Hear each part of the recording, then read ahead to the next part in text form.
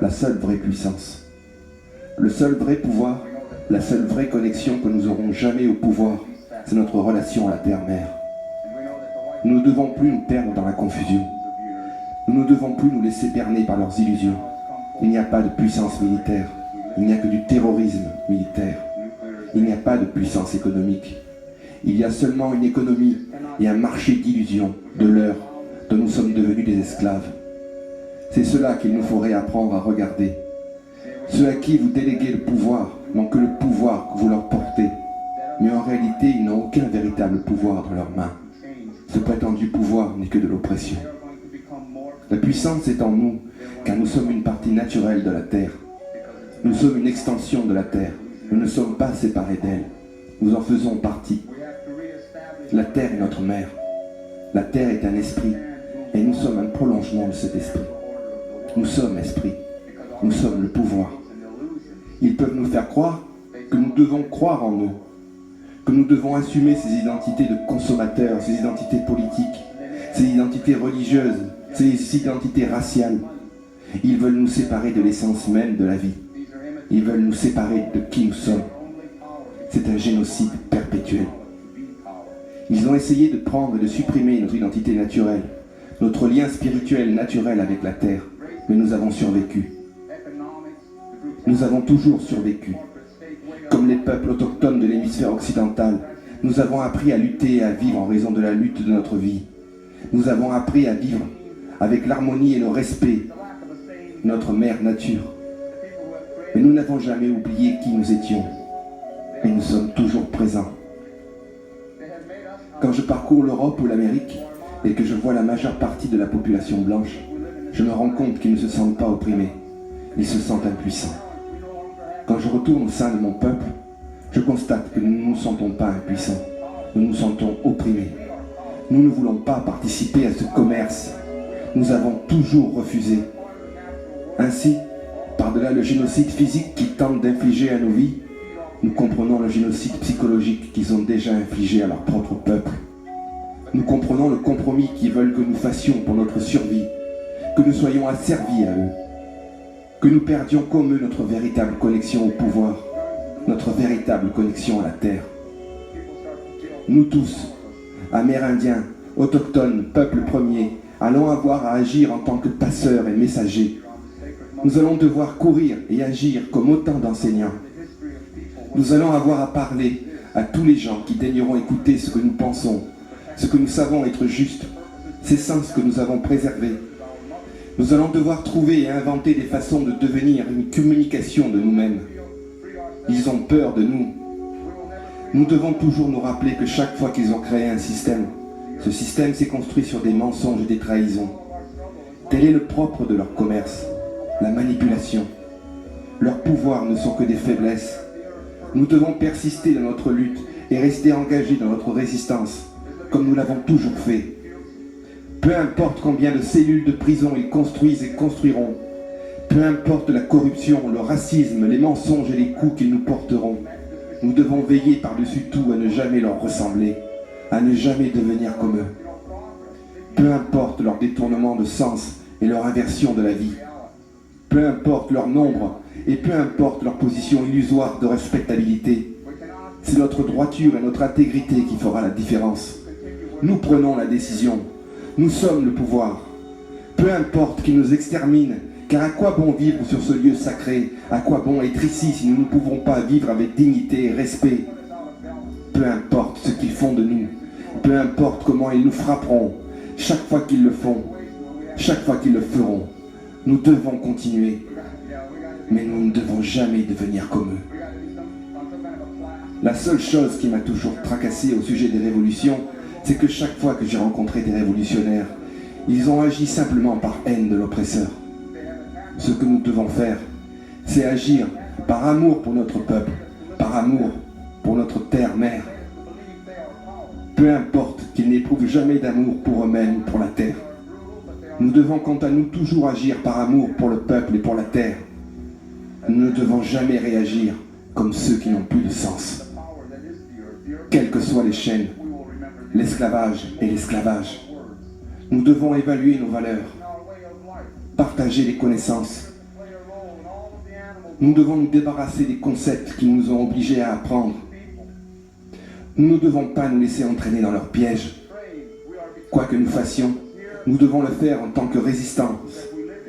Tout ce que nous faisons en tant que peuple, tout ce que nous faisons au nom du peuple et de la terre, nous devons le faire avec humilité et avec gratitude pour ce que nous sommes et ce que nous avons. Mais nous ne devrions pas le faire avec fierté. Parce que John Wayne est fier, les Marines sont fiers, les bombardiers B-52 sont fiers. Comment allons-nous obtenir notre libération si nous prenons sur leurs caractéristiques? Il est temps pour nous tous de penser. Nous devons comprendre qu'ils veulent que nous soyons paresseux dans nos esprits, serviles dans nos vies, et vides ou avides dans notre réflexion. Ils veulent nous garder dans la confusion, de sorte que nous continuions à croire en leurs mensonges, les uns après les autres, comme ils ont pu les programmer dans leurs esprits et dans leur société. Mais regardez bien, tout leur système ne repose que sur des illusions. Nous sommes le pouvoir. Et c'est la façon dont nous utilisons notre énergie qui permet à l'ennemi de nous abuser, ou pas. Notre résistance et notre lutte pour la survie doit être totale, absolue. Il ne peut y avoir de demi-mesure. Ils ont interféré dans nos vies depuis le moment où nous sommes nés. Nous sommes une partie naturelle de la Terre, et tous nos ancêtres, toutes nos relations qui sont allées dans le monde des esprits sont là aussi, présents en nous. Ils ont le pouvoir. Ils vont tous nous aider. Et ils nous aideront à voir, à entendre, à comprendre, si nous sommes disposés nous-mêmes à voir, à penser, à écouter.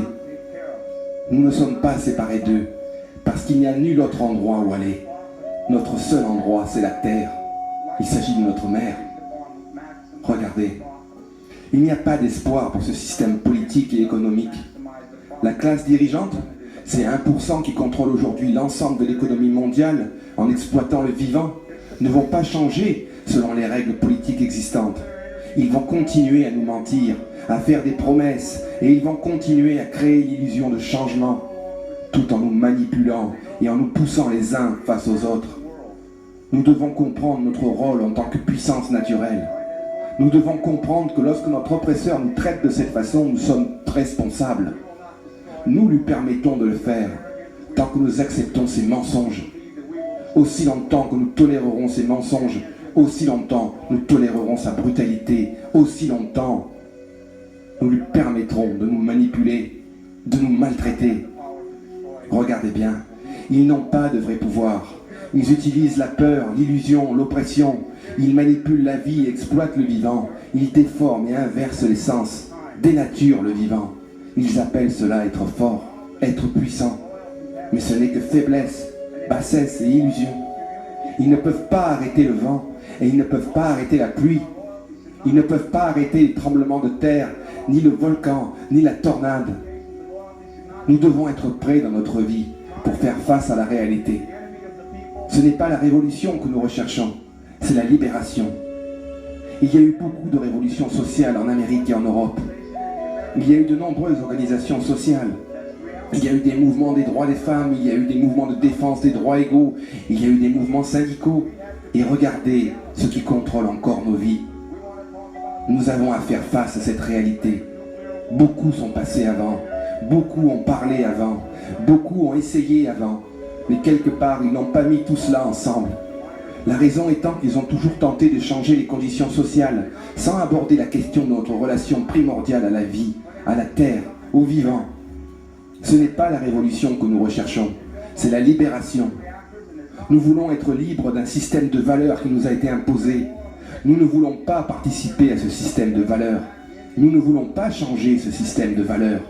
Nous voulons le retirer de nos vies à jamais. Ce n'est pas la révolution que nous recherchons, c'est la libération.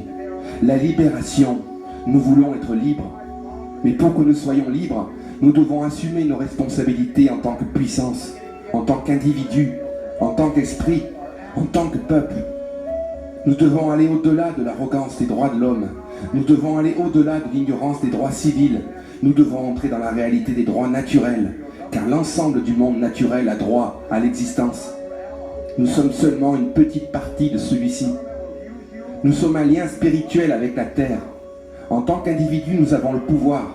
Et collectivement, nous avons la même puissance que le tremblement de terre, la tornade et les ouragans. Nous avons ce potentiel. Nous avons cet égard. Nous ne devons plus faire aucun compromis avec eux. Ils ne peuvent pas arrêter le vrai pouvoir sur cette terre. Le vrai pouvoir de cette terre et de la vie. Ils ne peuvent que continuer à le détruire jusqu'à ce qu'il n'ait plus de support, plus de vie à exploiter. Alors ils apparaîtront tels qu'ils sont en réalité, dénués de sens. Nous devons être prêts dans nos vies pour faire face à la réalité. Nous ne devons plus nous leurrer. Nous ne devons plus nous laisser berner. Nous sommes un lien spirituel avec la terre. Il faut d'abord apprendre à penser individuellement avant de pouvoir penser collectivement. Réapprendre à penser avec ses sentiments dans un monde qui se joue de cette distorsion pour sans cesse nous piéger. Dans un monde où la loi du plus fort s'appuie justement sur la manipulation et sur le saccage de nos émotions. Nous devons d'abord nous recentrer sur nos propres énergies afin de ne plus laisser nos émotions parasiter, manipuler, dévorer nos sentiments. Nous devons réapprendre à percevoir avec le cœur. Ce qui nous est livré comme étant la loi, la règle, la logique universelle ou supérieure du plus fort n'est que la loi de l'oppresseur, la logique de notre propre oppression. C'est de cette prétendue loi que nous devons nous libérer pour devenir des êtres humains. Le véritable pouvoir est au-delà des gouvernements et de leurs directives. Le véritable pouvoir de l'homme est dans sa capacité à aimer, dans sa capacité à assumer ou pas sa propre responsabilité à la vie. Nous devons être prêts dans notre vie pour faire face à la réalité. Nous ne devons plus nous leurrer. Nous ne devons plus nous laisser berner. Nous sommes le peuple. Nous sommes un lien spirituel avec la terre. En tant qu'individus, nous avons le pouvoir. Et collectivement, nous avons la même puissance que le tremblement de terre, la tornade et les ouragans.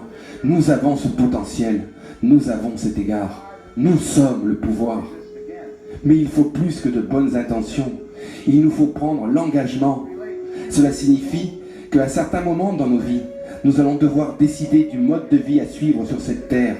Et nous allons devoir vivre ce mode de vie, même en étant minoritaires, même si nos ennemis nous entourent totalement, même si nos ennemis continuent d'agir contre nous avec leur brutalité, leur dureté, leur bassesse emplie de mensonges et de corruption. Nous allons avoir à nous lever face à la brutalité et à la dureté, face aux bassesses, face à tous ces mensonges, face à toutes ces corruptions. Nous vivons dans une société technologique qui crée beaucoup d'illusions de la réalité. Cette civilisation est l'entité la plus irresponsable de se comporter qui ait jamais vécu sur cette planète. Cette civilisation n'est pas une question de responsabilité. Elle est fondée sur la manipulation, la culpabilité, l'agressivité, la perversité et la banalisation de tous les comportements malsains qui en découlent. C'est un monde d'ombre. Le monde réel ne retrouvera sa lumière que lorsque chacun d'entre nous assumera sa propre responsabilité à la vie. Telle est le lutte. Tel est le but, la libération de la terre, de notre mère, de la mère du vivant. C'est seulement en libérant la terre, en nous libérant de ceux qui la détruisent et la méprisent en exploitant le vivant, que nous pourrons enfin nous libérer. C'est la seule manière d'agir au présent, à travers notre passé